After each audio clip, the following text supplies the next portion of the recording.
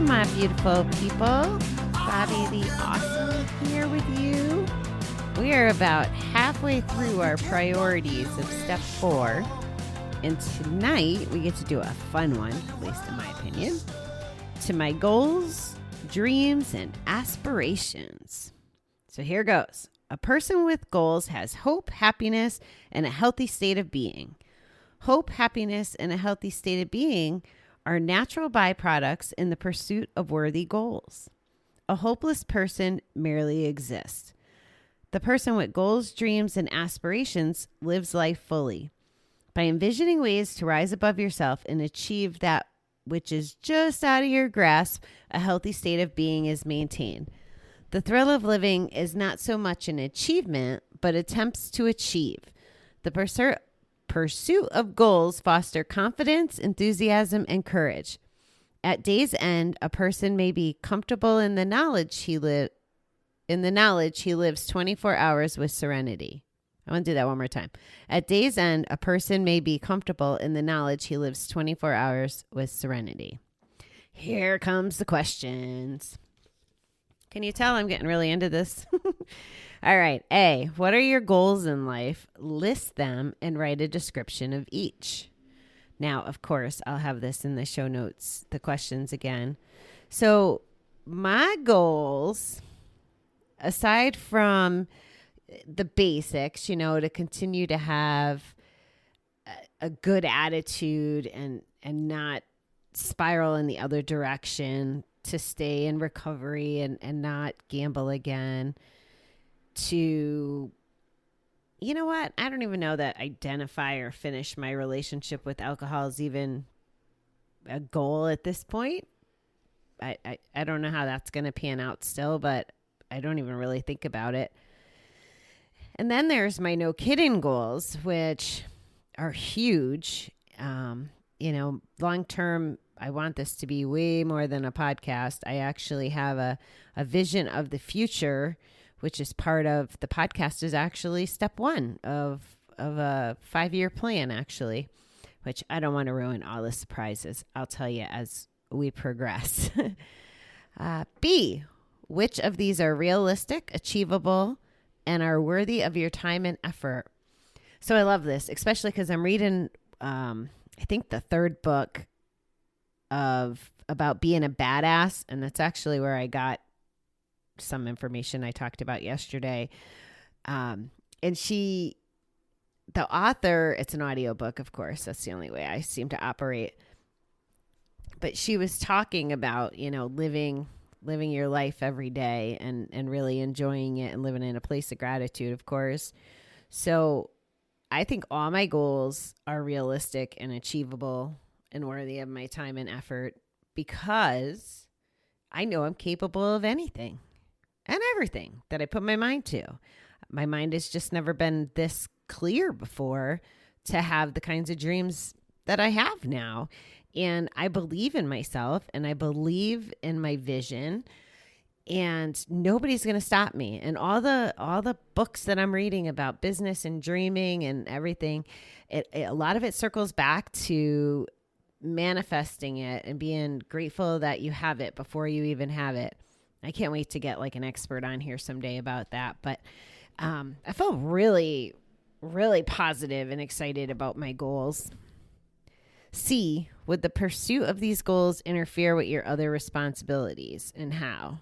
So yeah, that's kind of happening. And you know what? After I answered the last one, I'm thinking that if you're someone who is new to abstaining from a bet or anything else, really, your goal might be just to survive the next hour, and that's completely fine.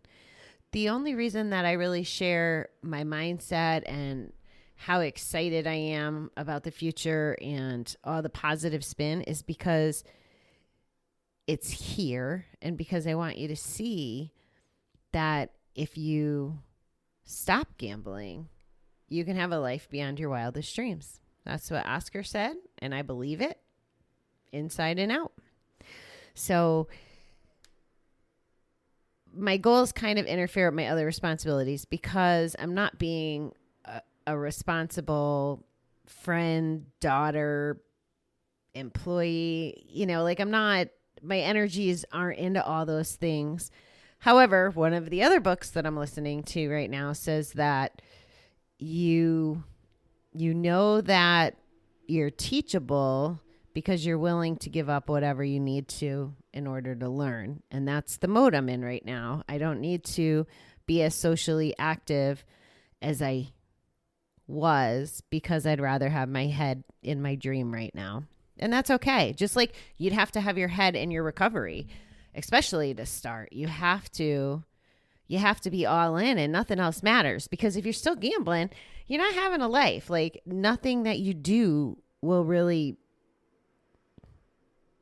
I can't think of the word I'm trying to say, create fruit, bountiful fruit. That's what I'm trying to say, but that isn't right.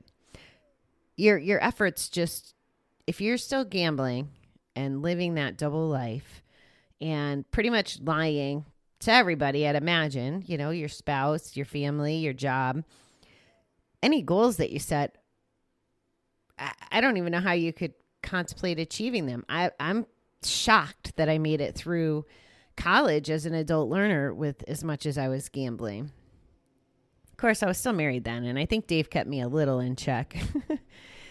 Are you doing anything positive to achieve these goals, or are you just wishing they happen? So it's the same point, right? I'm working towards everything that I want and still working on not betting, right? So having these other things to focus on makes it easier. Incorporating the self-care stuff that I believe in that helps recovery and prevent relapse, or, it's work. Every day, I have at least an hour, at the very least an hour of self-care, even if that's just meditation for the day or my walk with Karen.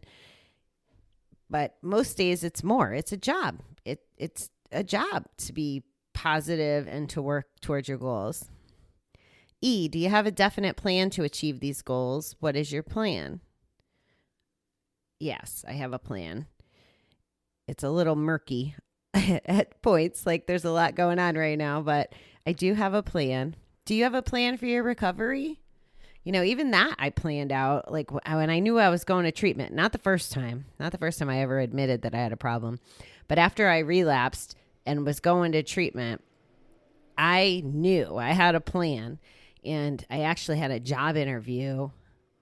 I wanted to come home from my wild child cruise where I said goodbye to gambling. I wanted to come home and then go to treatment. And I ended up getting this job interview that I had to fly out.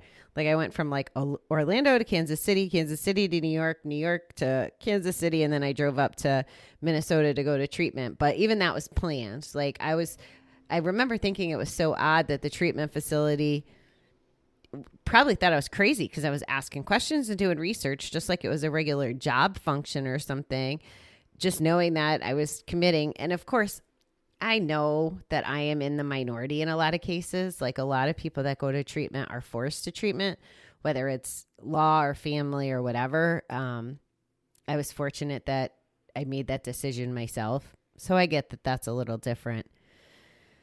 F, how about I finish reading the right way? What actions are you taking on a daily basis to achieve these goals? So back to just the simple things. So the meditation, I say that, I block out time every day. And meditation, I believe that part of why my goals are so clearly possible in my mind, achievable, is through my meditation practice. And, we'll spend a lot more time on that probably in November, but the meditation, the stuff that I download, it's crazy. Like the ideas coming out of meditation, like there's days I keep notebooks by where I am because just stuff just keeps flooding in. But really why I started doing it was to calm my mind. And, I even recommended it to someone who was really struggling. And I was like, dude, you got to meditate. Like you just got to chill out. And maybe it doesn't happen overnight, but to get your brain kind of stable and calm, I'm a believer. And G, what price are you willing to pay to make these goals a reality? Will it be worth the price? So for me right now, I'm definitely sacrificing to head towards my goals. I know it'll be worth the price because long term, once my plan comes to fruition, I'm going to be able to live out this mission and really, I want the world to know, at least be educated and aware about gambling addiction. I want it to be so understood. It's almost like everybody knows who Kim Kardashian is or Ellen is or Oprah is, right? Like I want them to know that gambling's a problem and it's one that we have to pay attention to and, support those that are suffering. Cause I think people still, maybe a better way to compare it is to compare it to high blood pressure or diabetes. We use those terms in the rooms, of course, when we talk about going to meetings and taking our medicine. But if we really think about how common those things are, that's how familiar I want everybody to be with the gambling message. So, wow. See, so excited about the goals episode. I went over, I will definitely post these questions and really, like I said, whether you're at hour 1 away from a bet or 2 years away or 20, goals are good to have. It said the person will have serenity and knowledge that he knows he's, working on his goals. I like that. All right. I'm over in time. I'm sorry. Wow. I guess it's actually Step 4's book. Tomorrow there's a whole lot more questions when we do friends and neighbors. All right, everybody. Have a marvelous night. Thank you for listening. And I have to ask you, please, if you find it in your heart, leave me a rating and a review. It's just very helpful in the podcasting world. It's not for my ego, I swear. And even if your review has feedback, something you want to hear or see or me do different, I'm open to ideas. That's part of my strategy, is being open-minded. All right, have a good evening. I'll chat with you in the morning.